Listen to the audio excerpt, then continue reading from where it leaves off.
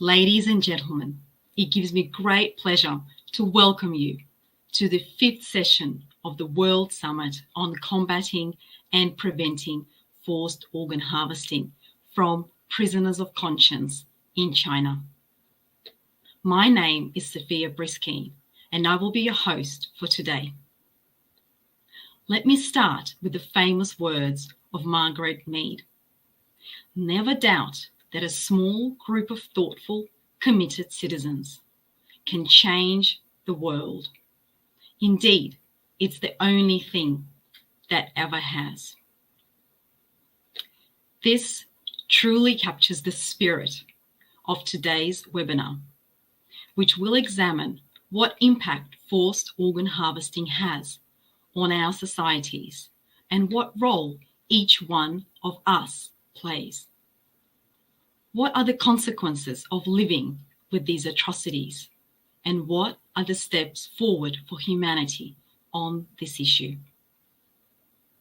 While forced organ harvesting is a difficult topic to fathom, the pressing need for a global solution has never been more urgent than now.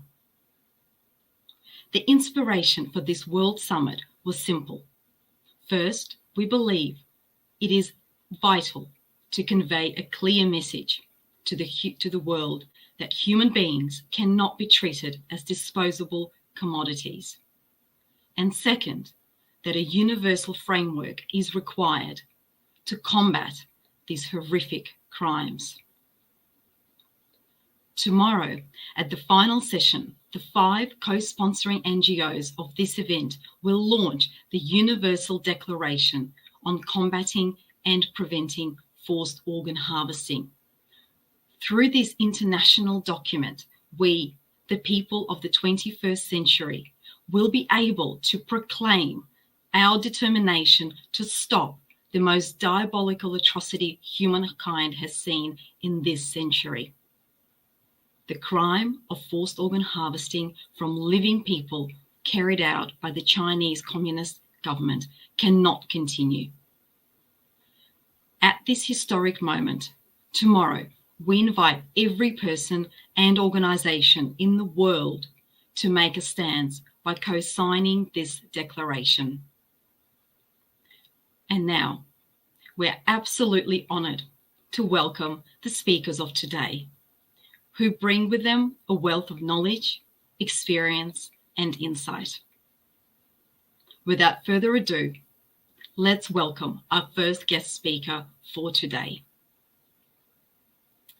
Please welcome Larissa Vilksker from Israel. A retired civil engineer, a grandmother, mother, and daughter, Larissa's family experienced the barbarism of Nazi Holocaust. Through her father, Larissa is a witness to history. And through her speech, we are reminded that crimes of a massive scale affect all of humanity and require universal action.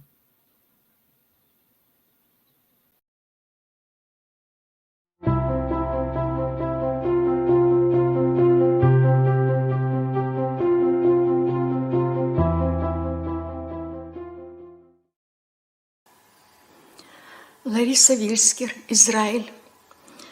Тема Холокоста коснулась лично моей семьи.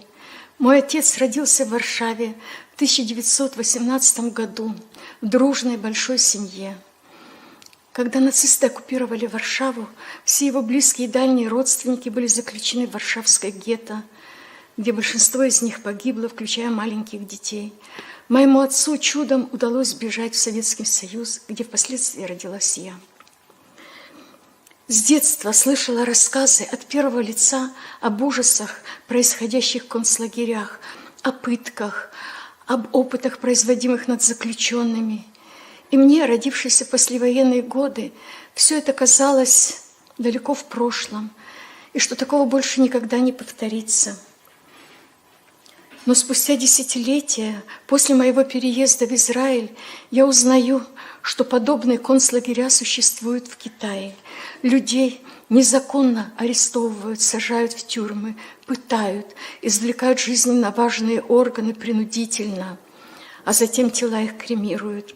И все это санкционировано коммунистическим режимом Китая и поставлено на промышленную платформу.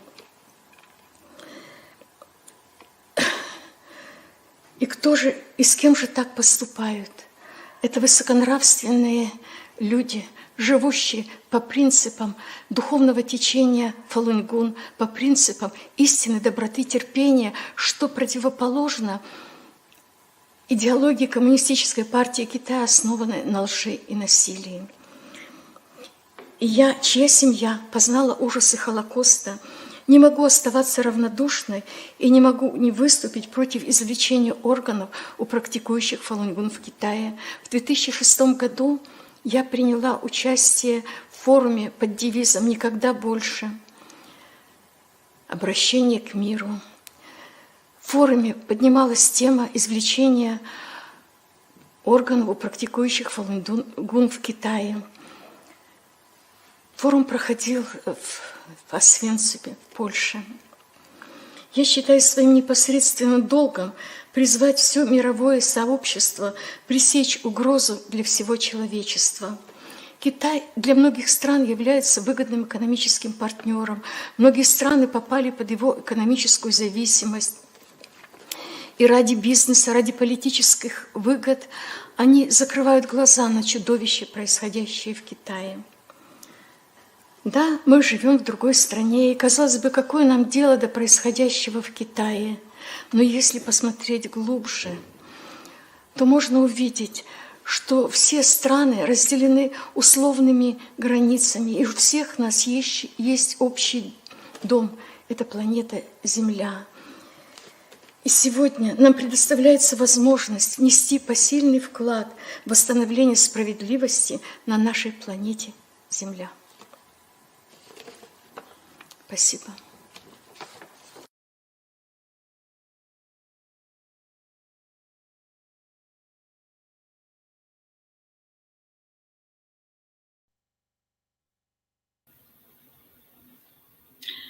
Thank you, Larissa Vilska from Israel, for such an inspiring opening to our session today. We are now delighted to welcome Mr. Thierry Val from France. He is the president of the UN-approved organization CAP, Freedom for Conscience, which is also one of the co-sponsors of this World Summit. He has been an active advocate for human rights for more than 2 decades, with extensive experience concerning freedom of religion and belief around the world. Mr. Val has enormous experience of working with the United Nations. He will elaborate in detail on the past and current actions of the UN in relation to forced organ harvesting.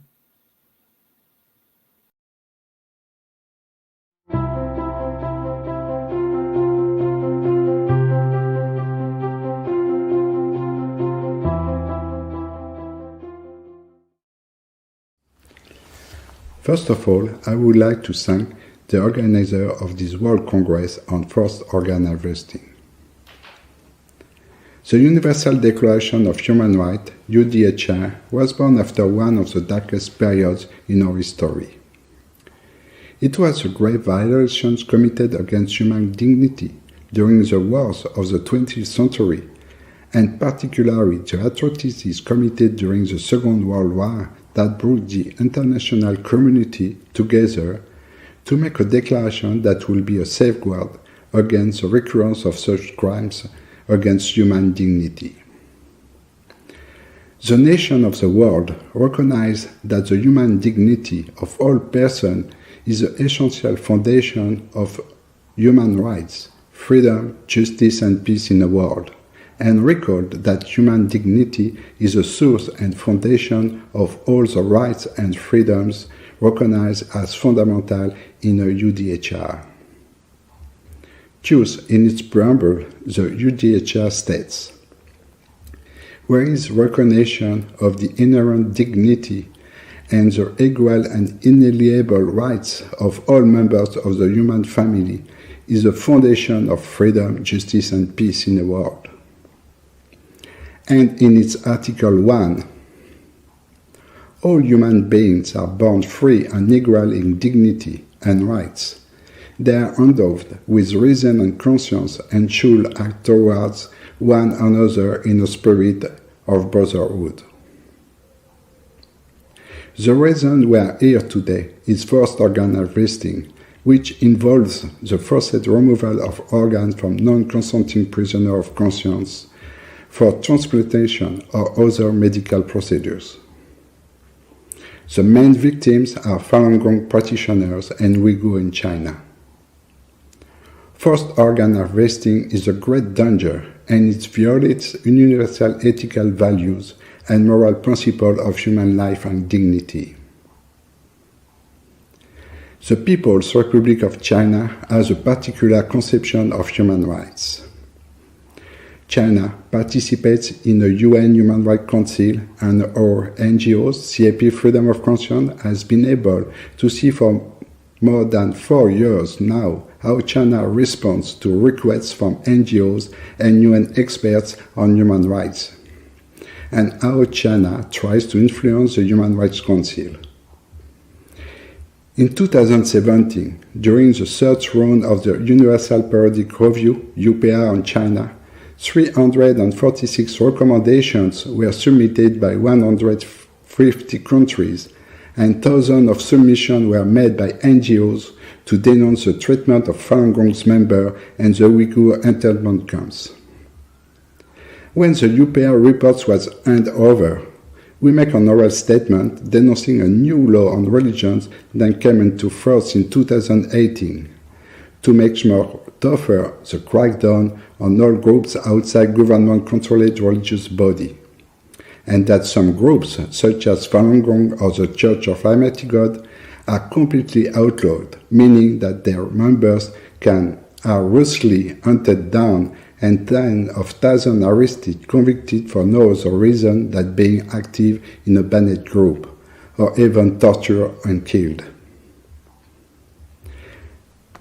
China's Vice Foreign Minister, Mr. Li Yuchang, present at the UPR report session and engaged in further China propaganda, was claiming that the transformation through education camps are actually campuses, not camps, and that he recently visited some Uyghur centers in Xinjiang and played ping-pong and ate halal food. And Mr. Li said that the camp will close down in the future. Only he omitted to say when. We have attended more than 10 sessions of the Human Rights Council. Session after session, the number of countries and NGOs denouncing human rights violations in China have increased dramatically, but China's response of not interfering in its internal affairs has not changed. Another method used by China to undermine the credibility and effectiveness of NGOs is to have pro-China propaganda carried out by NGOs that they themselves have created.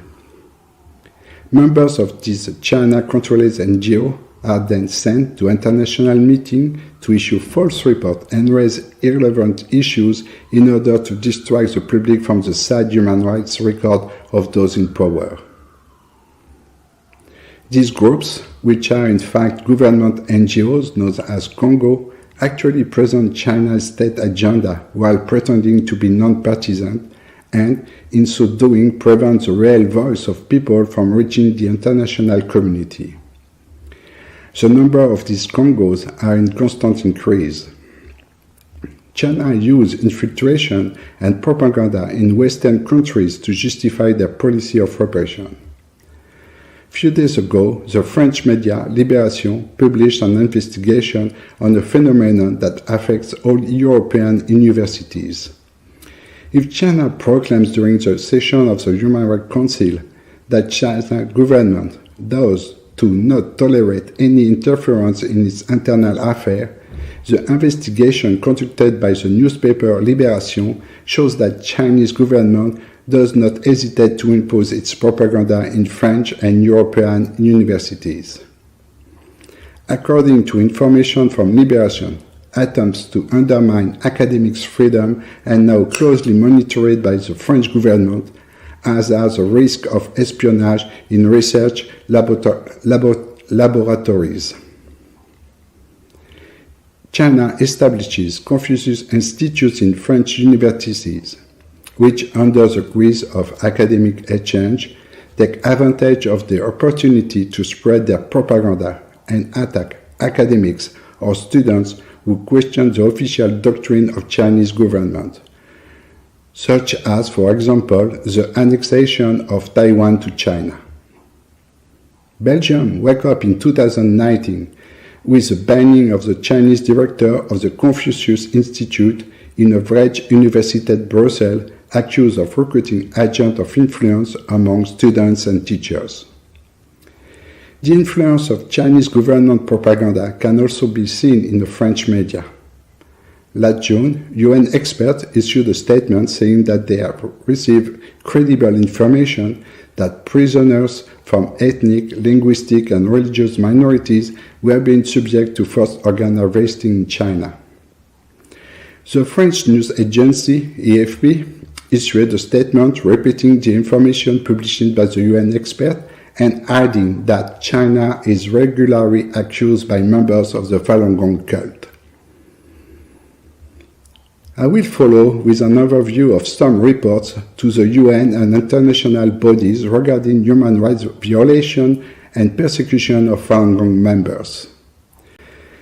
If during all these years, civil society and UN member states have denounced human rights violation in China, the subject of forced organ harvesting have never been so clearly put forward as on June 14 by the UN expert group.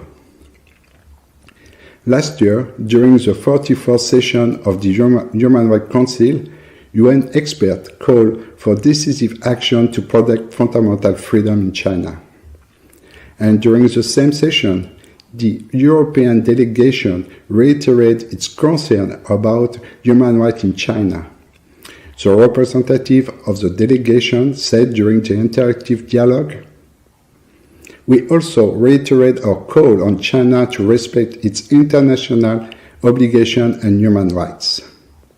Germany too, which on behalf of 39 countries made a joint statement on human rights situation in Xinjiang and the recent development in Hong Kong. On 14 June, UN experts renewed their concern about forced organ harvesting in China. I quote, "Forced organ harvesting in China appears to target specific ethnic, linguistic, or religious minorities, Falun Gong practitioners, Uyghurs, Tibetan, Muslim, and Christian, detained often without explanation of the reason of their arrest, of the issuance of an arrest of warrant in different locations. We are deeply concerned about reports of discriminatory treatment of prisoners and detainees based on their ethnicity and religion of belief." Unquote. The UN experts had already launched an appeal in 2006 and 2007, and as they recall in the 14 June press release. Unfortunately, the government's responses lacked data such as waiting time for organ allocation or information on organ sources. In this context, the lack of available data and information sharing system is an obstacle to the identification and protection of trafficked persons and to effective investigation and prosecution of traffickers. Today, the expert again called on China to respond promptly to allegations of organ harvesting and to allow independent monitoring by international human rights mechanisms. What are the perspectives and action with national and international authorities? For years, civil society has been alerting national and international bodies to the catastrophic human rights situation in China. Today, we can see that democratic states and international bodies seem wanting to act. But for the moment, these good intentions are not followed by binding acts against China. China does not change its rhetoric and demands to state or authorities to not interfere in its internal politics and its diplomacy. Violently attacks all those questioning its propaganda. Over the years, we obtained declarations and recommendations from the UN that China should meet the standard of treaties that were signed or partially signed, such as the Convention Against Torture and Other Cruel, Inhuman or Degrading Treatment or Punishment, which is signed in 1988. Although China signed the International Covenant on Civil and Political Rights, ICCPR, on 5 October 1998. It has not yet been ratified. As such, China is not yet bound by the specific provision of the ICCPR. However, as a signatory member, China has an obligation to act in a good faith and not to defeat the purpose of the ICCPR. The recommendation and result achieved by civil society with states and UN bodies on China are important and will also support the future actions. Is China technically obliged to implement this recommendation? No. Should this recommendation therefore be ignored or not be considered as a tool? No.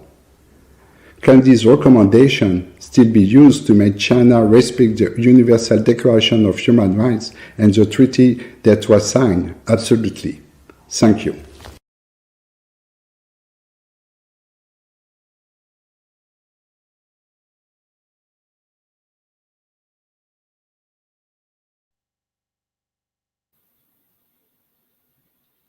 And thank you, Mr. Val. Such a timely reminder.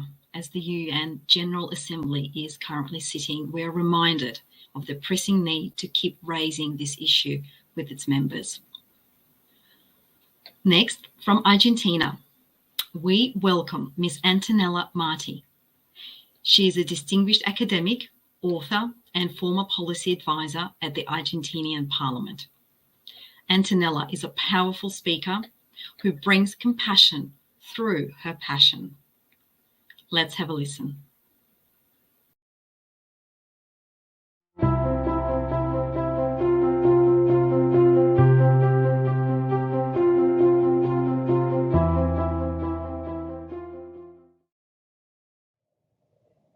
Hola y muchas gracias a todos por participar de este encuentro. Muchas gracias a los organizadores por invitarme a participar en la cumbre para combatir y prevenir la extracción forzada de órganos.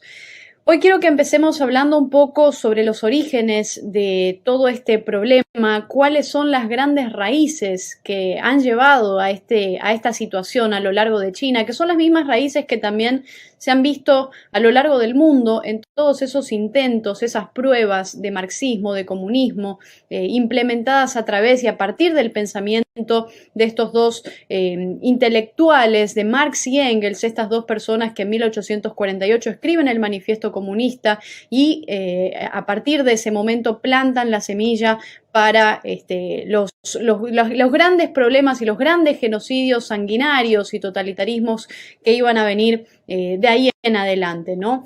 Y me gustaría hoy hacer un poco de énfasis en el caso de China, por supuesto. Creo que tenemos que destacar que quizás ese origen o la cara del comunismo chino, Mao Zedong, ¿no? Nació en Yaoyang en 1893, ¿no? También en el seno de una familia de agricultores adinerados, incluso en la aldea donde vivía, con una historia familiar además dedicada a la agricultura durante muchas generaciones.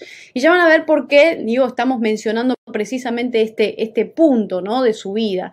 Después de la Segunda Guerra Mundial, este personaje, como todos sabemos, toma el poder en China y es a partir de entonces el encargado de establecer en 1949 esa República Popular China.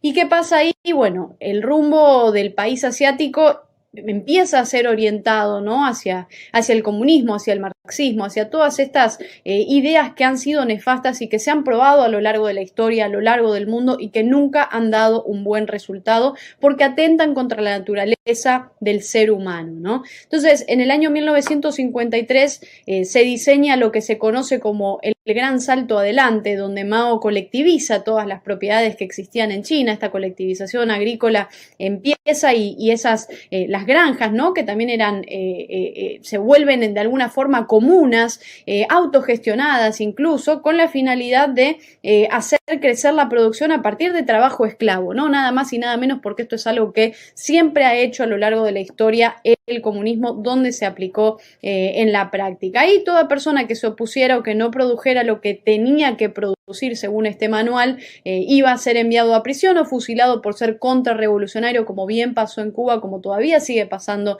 en muchos países donde se implementan estas ideas. Poco tiempo después de ese llamado gran salto adelante se produce el mayor número de muertos registrado, ¿no? Durante la famosa gran hambruna en China, y se estima que el número de muertes, ¿no? Por causas no naturales, sumado al que dio la caída, ¿no? en el número de nacimientos entre los años 59 y 61, se mueve en una pérdida de alrededor de 40 millones de vidas, ¿no? Vidas que sigue cobrándose el comunismo a lo largo de la historia, a lo largo de China, incluso hoy en día. Entonces, de hecho, es probable que semejante cifra represente la mayor hambruna mundial, ¿no? Que vivimos en el siglo pasado. Entonces, desde el año 54, Mao lo que hace es presidir ese Partido Comunista Chino, que era el único partido prácticamente habilitado para participar en todo lo que fuera política, y que todavía lo sigue siendo, por cierto, y se encarga de exiliar, de asesinar, de fusilar a todos los partidarios del anterior gobierno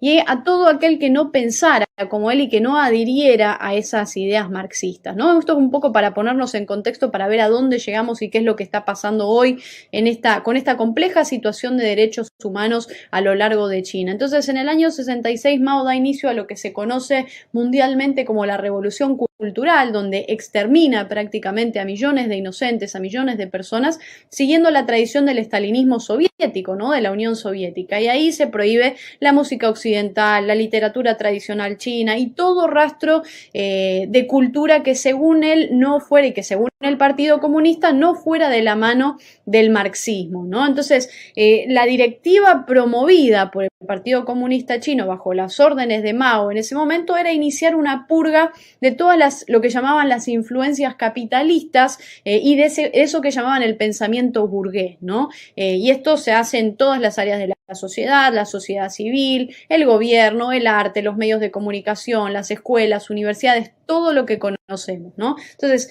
entre 16 y 18 millones de estudiantes aproximadamente son enviados a campos de reeducación, a campos de trabajo forzado. Esto se ve en cada caso de comunismo, esto se ve porque hay una necesidad de parte de estos regímenes de obligar a la gente a cambiarla, porque atentan y están en contra de la naturaleza del ser humano. No por nada el comunismo siempre ha propuesto un nombre nuevo, ¿no? Entonces, incluso según cifras un poco más conservadoras, el número de muertes no naturales en China durante esa famosa revolución cultural llega casi a 8 millones de seres humanos que se aniquilan en manos de esta ideología. Pero hablemos un poco sobre hoy, sobre cómo siguen estas cosas, sobre cómo ha ido a lo largo del tiempo esta trayectoria.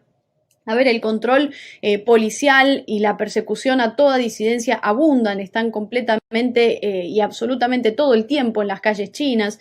Los derechos humanos se violan a diario, hay censura en los medios de comunicación, la oposición política está terminantemente prohibida, hay presos políticos y, por supuesto, están ausentes prácticamente todas las libertades individuales, ¿no? Y se violan constantemente los derechos humanos y se hacen este tipo de prácticas como las que estamos poniendo hoy sobre la mesa, exponiendo y denunciando en esta cumbre. Lo cierto es que en la actualidad la libertad de prensa y la libertad de expresión, igual que otras tantas libertades, están seriamente limitadas en China. La represión tampoco se queda atrás y una de las tantas atrocidades que ha cometido el Partido Comunista Chino es la persecución a los practicantes de Falun Dafa, una práctica que, como bien saben y como bien sabemos todos los que estamos hoy en esta cumbre reunidos y como bien también habrán explicado ya, es una práctica milenaria de la escuela Buda, ¿no? Que consiste en enseñanzas morales y ejercicios también de meditación pacíficos. Y Falun Dafa no es una doctrina política, ni una teoría económica, ni un movimiento militante de protesta,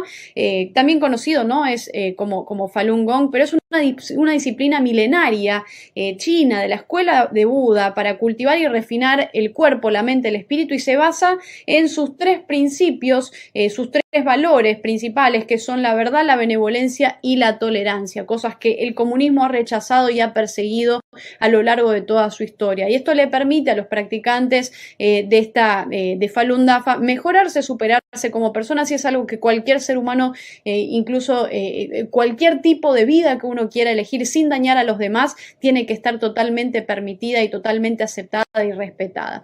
El punto es que China tiene 5.000 años de una cultura espiritual, pero desde hace más de 60 años prácticamente está regida por la dictadura del comunismo, de un solo partido, de un solo movimiento que destruyó una cultura milenaria, ¿no? Entonces, en este marco de vacío espiritual es donde se empieza a difundir Falun Dafa desde el año 92, reviviendo también la cultura tradicional perdida en ese entonces, y por los beneficios en la salud física y mental atrae a muchísimas personas, a más de 100 millones de practicantes a lo largo del mundo. Entonces, en esta persecución, el Partido Comunista Chino usa los métodos más perversos conocidos por el ser humano, ¿no? Los lavados de cerebro, el trabajo esclavo en campos de trabajo forzado, las torturas extremas como las golpizas, las descargas incluso con bastones eléctricos, violaciones sexuales, privación de alimentos y, por supuesto, lo que nos trae hoy reunidos en esta cumbre, la sustracción forzada de órganos a practicantes vivos, de hecho, ¿no?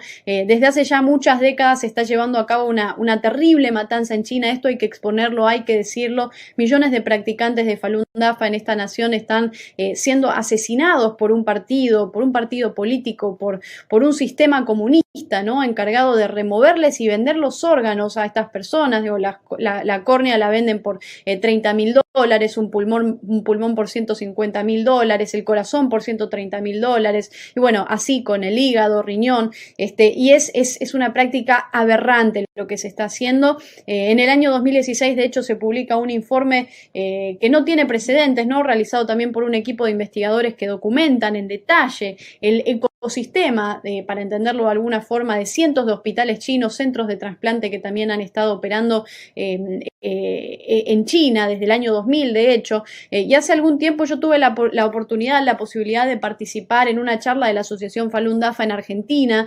titulada Una maldad nunca antes vista en este planeta, sobre lo poco comentada que es esta situación forzada de órganos a personas vivas en China, donde también estuvieron presentes 2 sobrevivientes de campos de trabajo forzado y de torturas, ¿no? en dicha nación. Una de ellas, Yu Zhenjie, fue torturada de diversas maneras, de diversas formas, por ejemplo con bastones eléctricos en la cara, fue sometida a todo tipo de torturas para forzarla a renunciar a su creencia, a su práctica, y además la obligaron a permanecer atada, ¿no? bajo un frío extremo, en una situación inhumana, la torturaron, ¿no? con prácticas totalmente crueles, la alimentaron de manera forzada a punto que le arrancaron los dientes delanteros, después la llevan a una sala, la cuelgan de las manos. Bueno, es toda una experiencia muy dura, muy cruda, que a mí escucharla no de cerca también me movilizó mucho, me movió muchas cosas, y creo que estos temas hay que ponerlos sobre la mesa.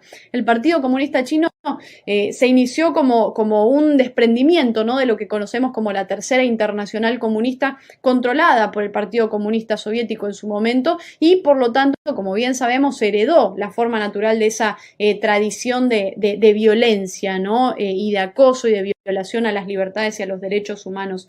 Ahora, ya para ir cerrando, creo que hoy más que nunca el papel de la sociedad civil es fundamental en toda esta trama, en lo que vaya a ser el desenvolvimiento de esta situación. Digo, el papel que cada uno de ustedes pueda tener desde sus lugares, el rol de la sociedad civil a la hora de defender la libertad de un país que está atormentado, ¿no? por un régimen sanguinario que le miente al mundo entero, y creo que desde nuestros espacios, desde nuestras organizaciones, tenemos que seguir defendiendo, ¿no?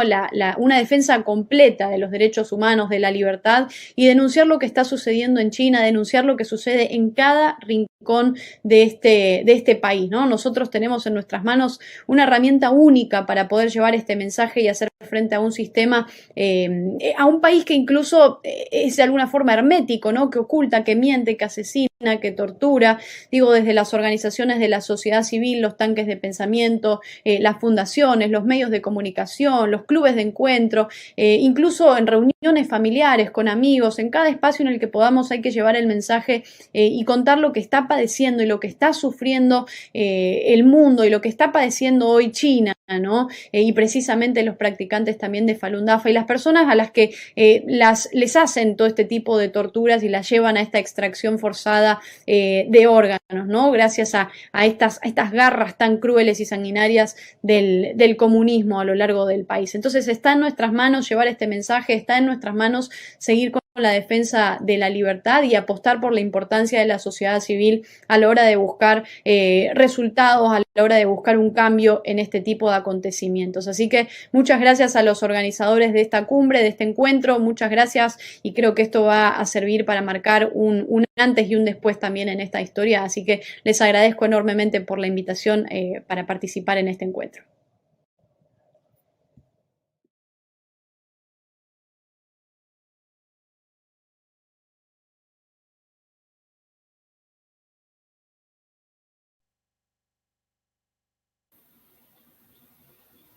And thank you. That was Miss Antonella Marti from Argentina with a very powerful message that each one of us can make a difference.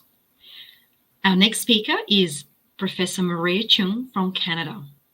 Professor Chung is a professor and associate dean at the Faculty of Social Work and Research Affiliate at the Centre for Human Rights Research, University of Manitoba.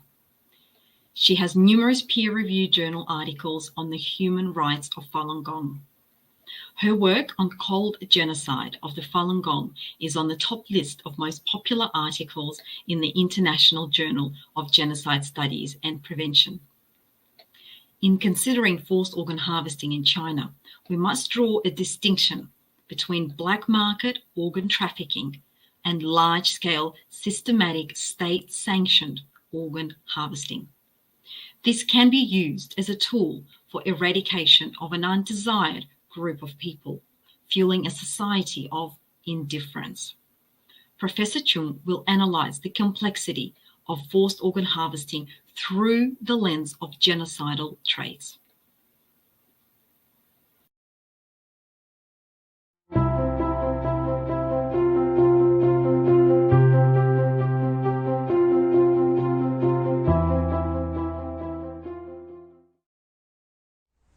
Thank you for having me speak at this important World Summit. In this session, I'll speak from the angle of the largest victim group of forced organ harvesting, the Falun Gong. Over the last 15 years, convincing evidence has led to the conclusion that the peaceful meditation group Falun Gong is the primary target group of the Chinese Communist regime in a non-consensual organ transplant industry in mainland China.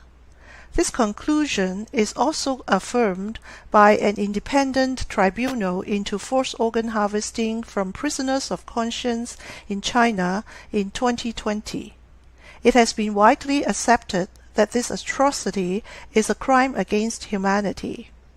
But I argue it is a genocide, which involves both physical and non-physical destruction of the Falun Gong group. I and my co-authors called it a cold genocide, which is hidden and lingers for over 2 decades without much notice. It is a genocide by attrition, which is a slow process of annihilation that reflects the unfolding phenomenon of mass killing of a protected group under disguise. The public don't see an immediate unleashing of violent death. The word genocide was coined by Raphael Lemkin in 1944, who defined genocide as a coordinated plan of different actions aiming at the destruction of the essential foundations of the life of national groups, with the aim of annihilating the groups themselves. His definition actually went beyond bodily destruction, which the recent scholarship of cultural genocide refers to. Lemkin's inclusion of membership in a social or religious collectivity indicates the existence of a common conscience, signified by a shared way of thinking. It's more than just a group entity.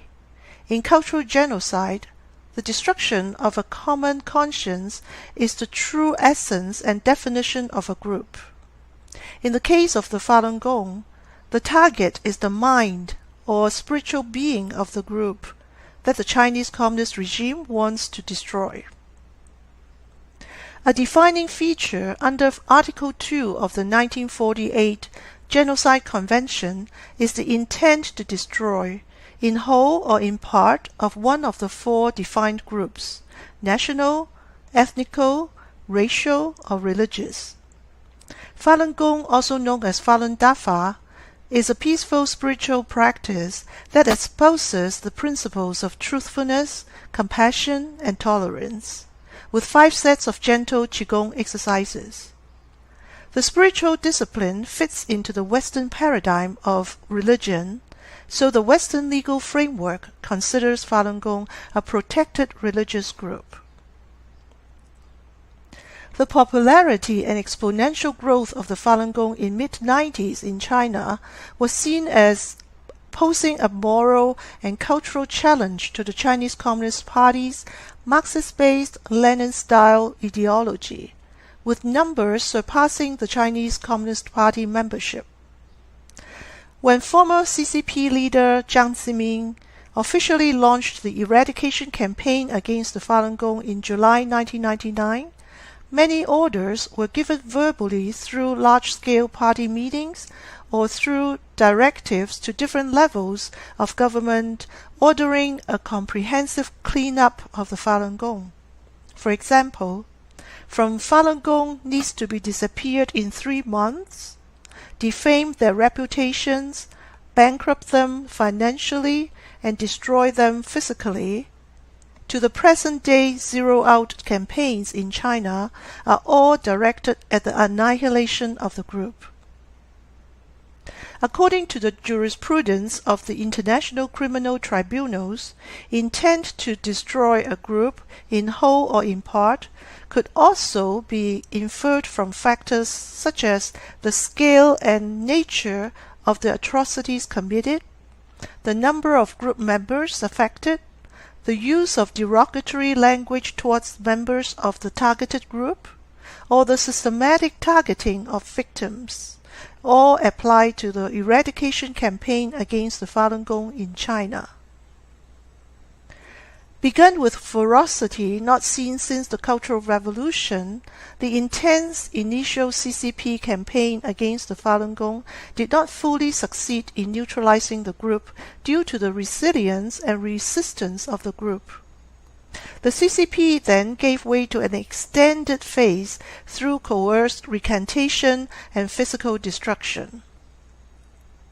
The intent to destroy Falun Gong cast itself into a bifurcation. One is the ideology, the other is the people who abide by the ideology. So according to Lemkin's framework, the dissolution of the people group, the Falun Gong, is defined by this group's specific core beliefs, commitments, and practices carried out through physical and non-physical means. The forced organ harvesting is the physical aspect of it, with a profit motive attached to it. However, the CCP's ultimate destruction of the Falun Gong is not the body per se, but the collective human conscience of truthfulness, compassion, and tolerance, which is the ideology and culture represented by the way of life and identity that are the true object for eradication. The Falun Dafa Info Center estimated that at least several million Falun Gong adherents have been detained since 1999. Ethan Gutman's survey-based investigation found that close to 500,000 to 1 million Falun Gong practitioners were detained in re-education through labor camps, commonly known as forced labor camps, at any given time in mid-2000. In 2020, despite the COVID-19 pandemic, the persecution continues unabated in China. Falun Gong practitioners are usually sent by a 610 office to forced labor facilities or brainwashing centers, also known as legal education centers, extrajudicially for so-called quote-unquote educational transformation. But in fact, what they go through are physical and psychological torture in these state-run institutions. The persecutory mechanism is structured and integrated with the government and Communist Party hierarchies. The 610 office is a Gestapo extra-legal entity that implements orders from the ruling Communist Party in all levels of government and have the authority to send Falun Gong practitioners to detention and brainwashing without needing a trial. It is also an integral part of a chain of command that link with the forced organ harvesting operation in China. Take a look at this intricate relationship in this command chart from the China Organ Harvest Research Center. The detained Falun Gong victims perform long hours of forced labor in extremely poor conditions in forced labor facilities. Not only without pay, they typically work 16 hours per day, oftentimes with poisonous raw materials without any protection.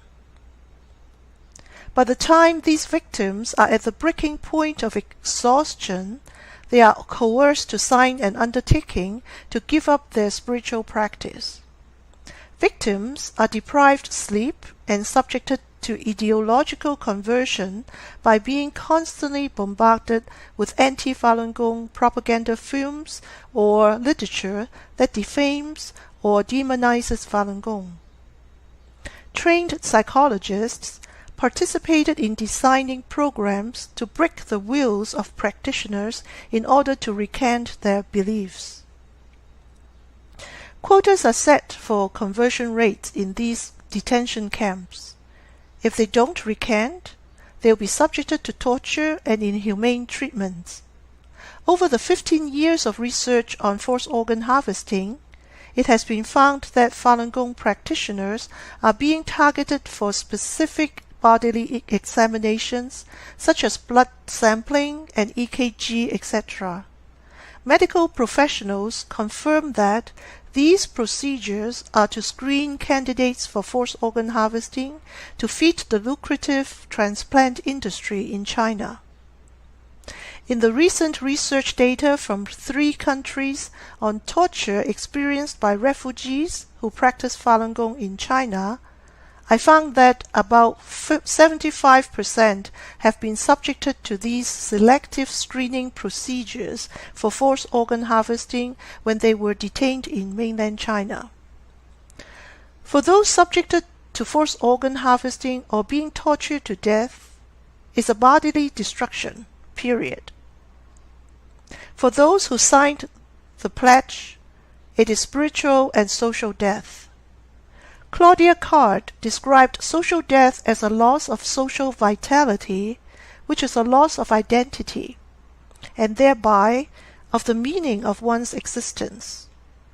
In my research data, the Falun Gong respondents told me about the void they experienced after they signed the recantation. They said they felt a major part of their being is like dead. Although they could be sent home, it doesn't mean they are set free. They are constantly monitored by street-level CCP organizations and harassed by police anytime, no matter at home or at work.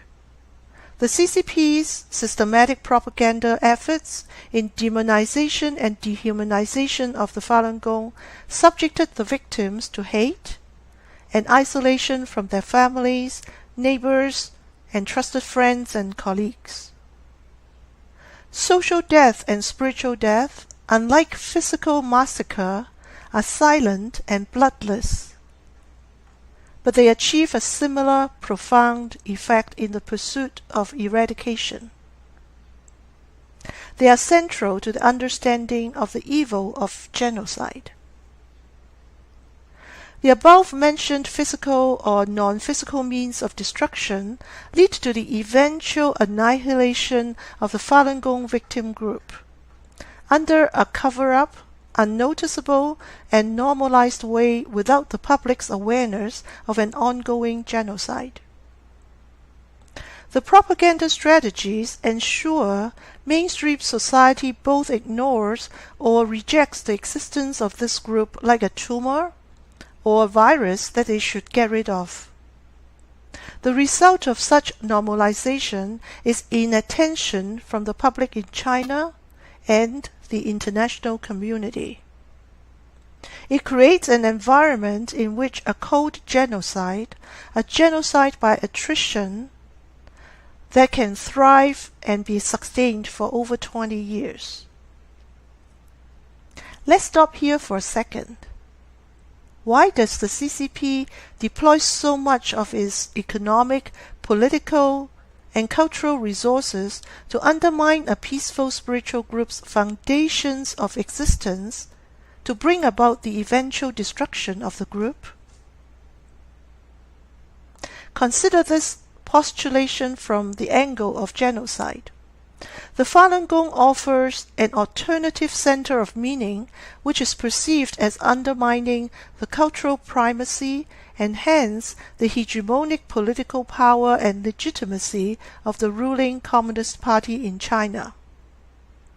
I quote Danielle Feinstein, who said, "Genocidal destruction is the transformation of the victims into nothing and the survivors into nobodies. Genocidal social practice is intended to destroy social relations based on autonomy and cooperation by killing a significant portion of society and then attempts to create new social relations and identity models through terror." From the trajectory of what the CCP has done to its citizens since its rule in China in 1949, it's not difficult to discern that the CCP has been engaging in a genocidal project, no matter against Tibetans, Uyghurs, unregistered Christians, or Falun Gong. It will continue until every citizen is subsumed under the hegemony of the ruling communist ideology that dominates the social fabric of society, ultimately the minds of Chinese people. Such an attempt of subjugation is also brought into the world under a more subtle path of long-term expansion and domination, for example, via their Belt and Road initiatives. So here's my conclusion. Mixed with the financial motives, the forced organ harvesting has evolved into a final solution to get rid of the ideological Falun Gong problem. The eradication campaign against the Falun Gong is an egregious case of state-sanctioned atrocity that involves arbitrary detention, harrowing, torture, extrajudicial killings, and forced organ harvesting under cover-up. We are facing a totalitarian regime that tries to achieve annihilation of a victim group over time under a cloak of inattention, ignorance, or apathy. It is not a matter for just the victim groups or the Chinese people, but also to the global citizens. A crime of this extent, in the scope of a genocide, puts humankind at a critical position. We cannot just discuss it. We cannot just discuss it as an academic interest without taking meaningful actions. This universal declaration is an important step of action, and more need to follow. Thank you for having me, and thank you for your attention. I refer you to the Cold Genocide article I and my group published in the International Journal of Genocide Studies and Prevention for more details of this issue.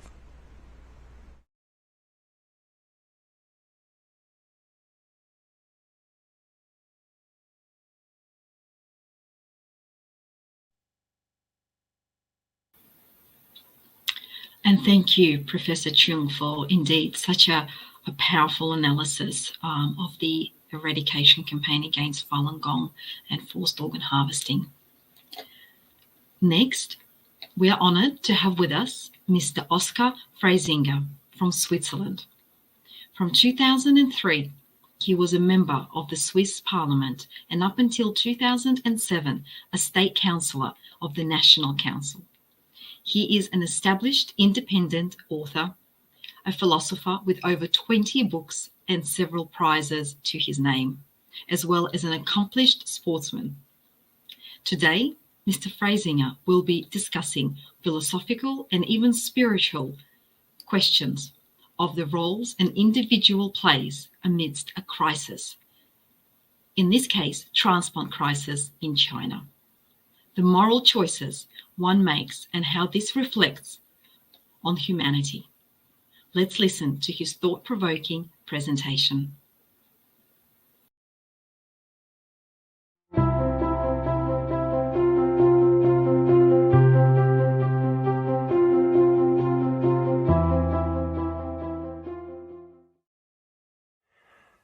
Tout d'abord, je voudrais remercier les organisateurs du sommet mondial pour leur engagement.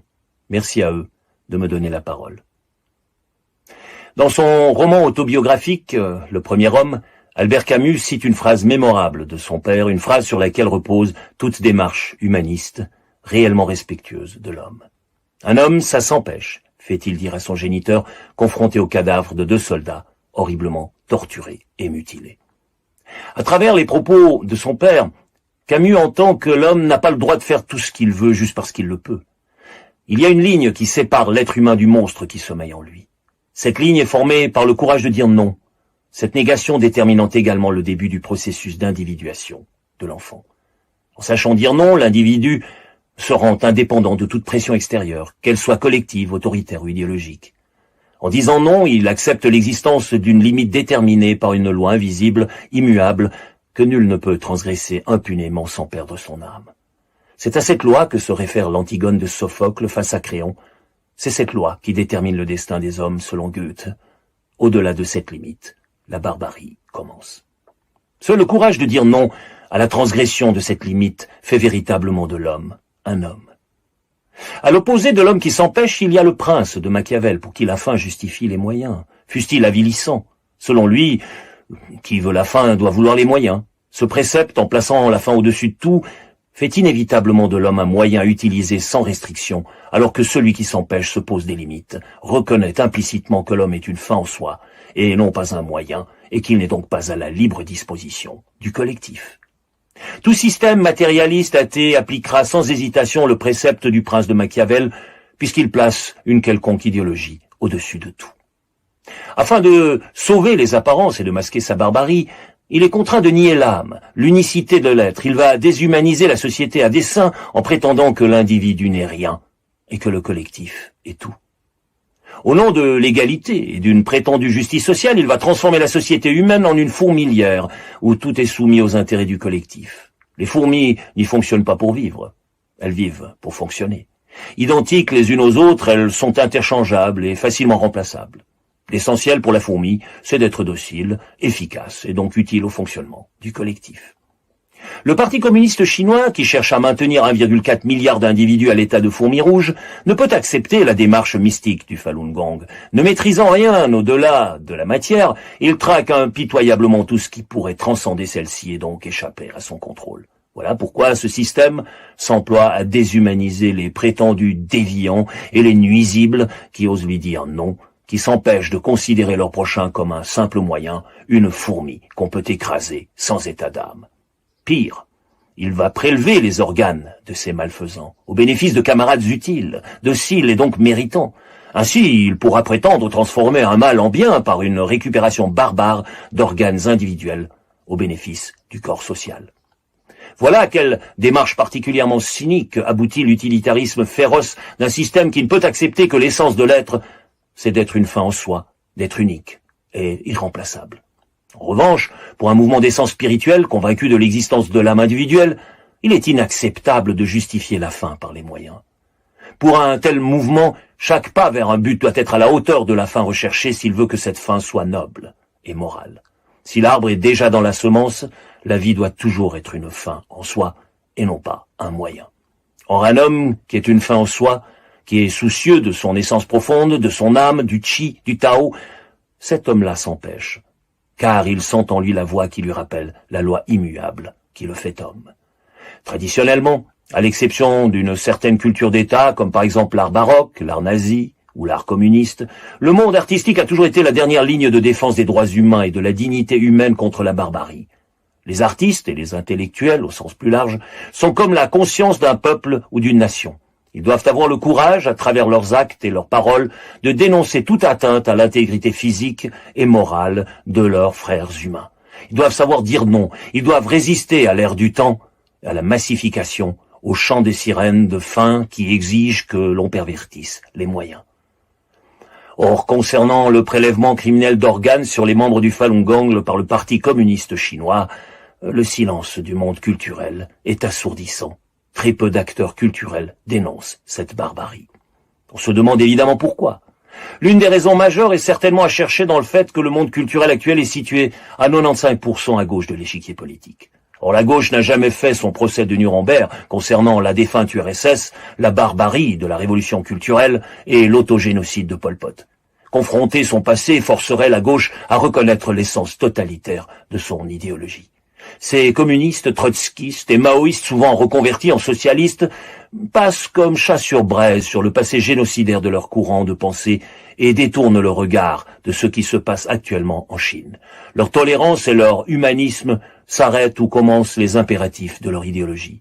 Car enfin, leur idéal justifie tous les moyens tant que ceux-ci permettent d'éradiquer des bourgeois décadents dont ils ont étonnamment repris le mode de vie décadent et bourgeois.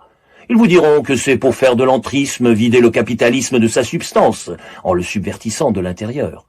Or l'artiste, cet individualiste forcené, cet esprit assoiffé de liberté, se trahit lui-même et son art lorsqu'il se met soit à hurler avec les loups, soit à bêler avec les moutons, dont les bêlements ressemblent de plus en plus à des rugissements politiquement corrects, appelant à la tonte et à l'abattement général.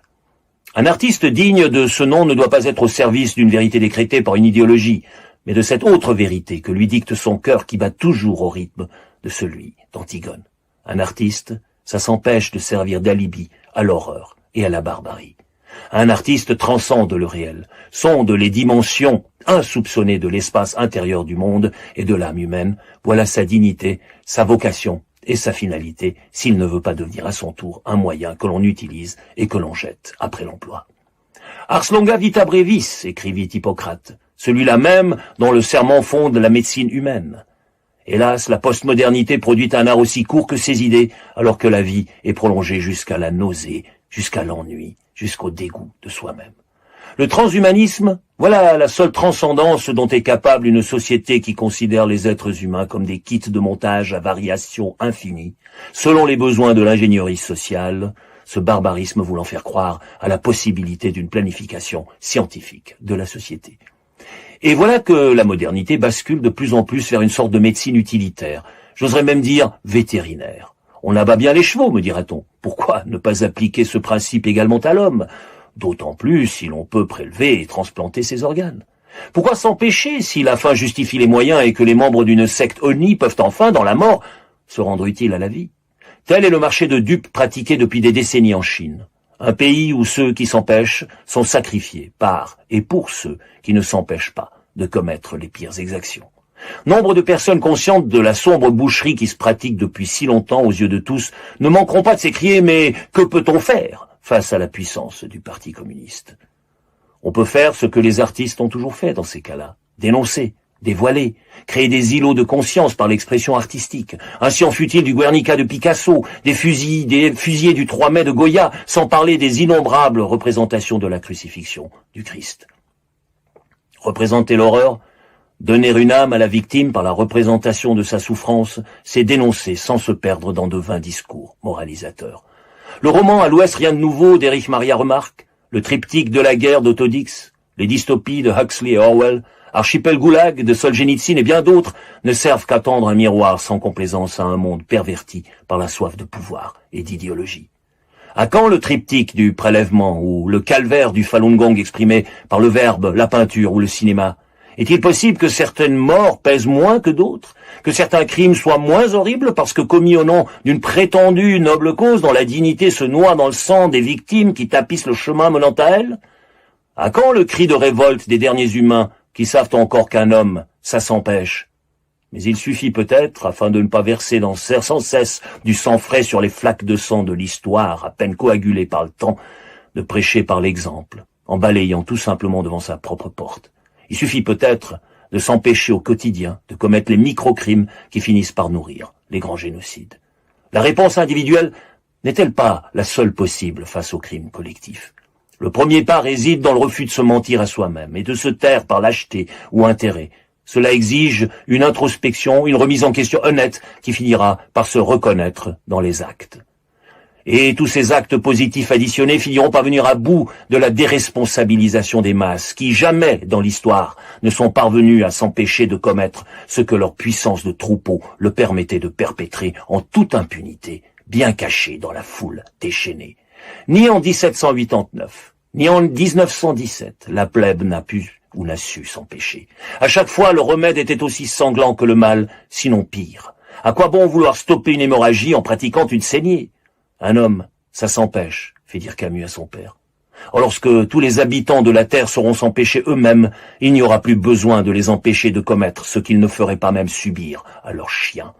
Les premiers qui devraient montrer l'exemple en disant non sont les artistes, car ils disposent de moyens d'expression puissants pour faire comprendre aux tortionnaires qu'ils sont eux-mêmes des victimes.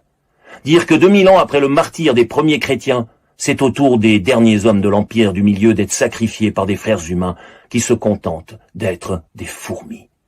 Or, une fourmi, ça se définit par le nombre. Une fourmi, ça ne s'empêche pas.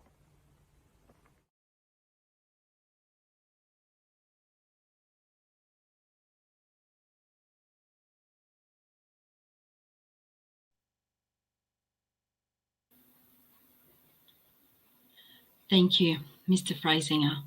And that, ladies and gentlemen, brings us to the end of the formal presentations for today's session. What an absolutely incredible wealth of knowledge and a range of perspectives that we heard today from the family of a individual whose family survived the Holocaust, then listening to our final speaker today sum up so eloquently and deeply what it means to be human. In a minute, we will be transitioning to our Q&A session, where our registered attendees will be able to post questions. I would like to take this moment to acknowledge the 5 NGOs who created this World Summit: CAP, Freedom of Conscience; Doctors Against Forced Organ Harvesting; Korea Association for Ethical Organ Transplants; Taiwan Association for International Care of Organ Transplants; and the Transplant Tourism Research Association. These 5 organizations are united by the same wish to end the crimes of forced organ harvesting from living people.